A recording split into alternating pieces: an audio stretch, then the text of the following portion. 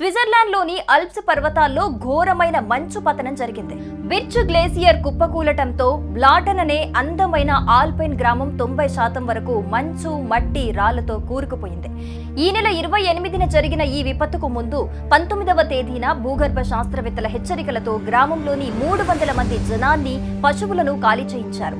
దీంతో ప్రాణ నష్టాన్ని భారీగా నివారించగలిగారు. కానీ 64 ఏళ్ల వృద్ధుడు కొండ చర్యల కింద చిక్కుకొని గల్లంతయ్యాడు. రక్షణ బృందాలు, డ్రోన్లు, జాగిలాలతో గాలింపు కొనసాగుతోంది. అయితే శిథిలాల అస్థిరత కారణంగా గాలింపు చర్యలను తాత్కాలికంగా నిలిపేశారు. కేవలం 40 సెకండ్ల గ్యాప్ లోనే హిమానీ నదం కూలిపోవటంతో ఒకప్పటి అందమైన గ్రామం శిథిలాల దిబ్బగా మారింది.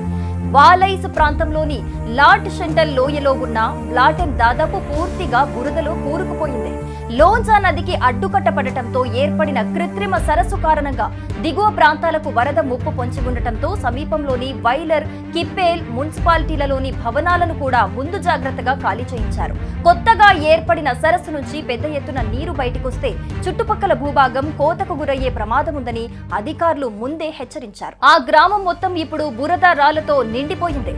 హిమచర్యలు ఇప్పటికీ పడుతున్నాయని అధికారులు చెప్పారు. జారిపడ్డ మట్టి పిల్లల వల్ల లోంజా నదిలో అలజడి చెలరేగుతోందని వివరించారు. దిగువ ప్రాంతాలను నదీ జలాలు ముంచెత్తే ముప్పు పొంచి ఉంది. మట్టి దిబ్బలతో కూరుకున్న ఆ ప్రాంతంలో స్విట్జర్లాండ్ అధ్యక్షుడు కరెన్ కెల్లార్ సూటర్ పర్యటించారు. ఈ విపత్తు సంభవించడానికి వాతావరణ మార్పులే కారణమని నిపుణులు చెబుతున్నారు. ఆల్ప్స్ ప్రాంతంలో ఉష్ణోగ్రతలు పెరుగుతూ ఉండటంతో గ్లేసియర్లు కరుగుతున్నాయి.